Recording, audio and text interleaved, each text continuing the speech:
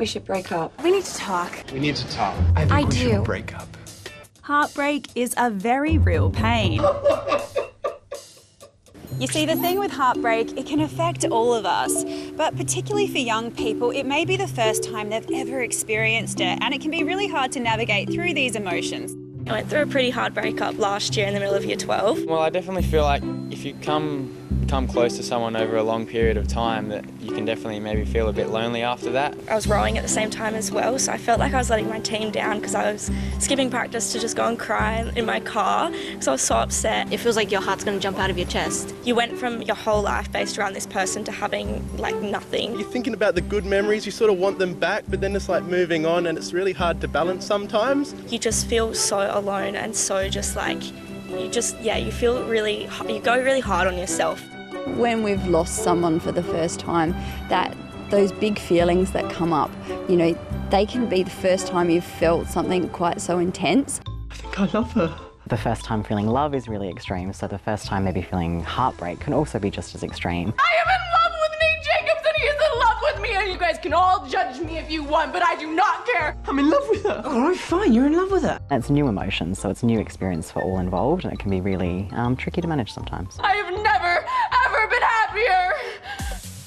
According to a recent study in New Zealand, 87% of 16 to 24-year-olds experience extreme distress after a breakup. Now the New Zealand government's launched a campaign trying to help young people deal with it a bit better. It's a community of the freshly broken up, helping the freshly broken up to keep a little hurt from becoming a lot of hurt. Not just because they're worried about how teens are feeling, but also because sometimes that extreme distress can mean extreme behaviours. There's lots of different things that people could do that, after a breakup could harm other people, maybe harm the person that they've recently broken up with or recently had them broken up with, but also could harm themselves. Some things that might harm other people could be posting really negative things online about the person. Why do you have a Tinder? Just give me the iPad and I can... Or sharing gossip, or like spreading rumours amongst friendship groups, or maybe even kind of constantly messaging the person that you've just split from. Think about you every second. I don't know, maybe I even love you. If they've asked you to stop, that can be really harmful for them, but also you. No. Where did you go? Dr. Anna Patricia McLaughlin is a neuroscientist and PhD graduate at the King's College in London, England. So I think it's important to understand, firstly, that the neurochemical effect on love on the brain is so powerful that it's comparable to addiction or obsessive compulsive disorder. When we experience romantic rejection, it activates some of the same brain regions that are involved in physical pain. She says it's all about understanding how our brain works to help us heal in a healthy way. And if they go through a particularly distressing breakup, then this can form a trauma reaction in their brain. So then they might react very badly in a similar situation with a future partner, because by ignoring them completely and not thinking about the reasons for the breakup and how you want to move forward in your relationships, and your brain won't leave it there, it will open it back up again eventually. So that's why it's really important to work through these things. Do you guys think social media sometimes has a little bit of input because you've got access to check on what they're doing, and it sometimes can be that trigger?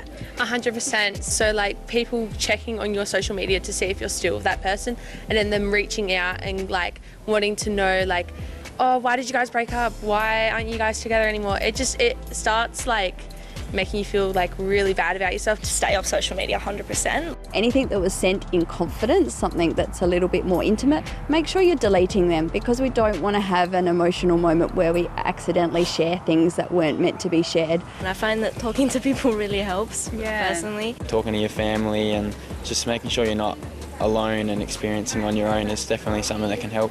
Hang out with friends more, binge watching a TV show over a weekend, or having some ice cream is the classic one. You okay? Me, yeah, I'm good. Great. There's nothing wrong with being single. So especially being single is way better than being in any sort of unhealthy relationship, because breakups are normal. They bring up normal emotions. It's really important to connect to what's important for you. What I needed to remember is just that I need to work on myself. Spend some time by yourself to have a think about things, and then, feel free to share. That's the main advice I'd say.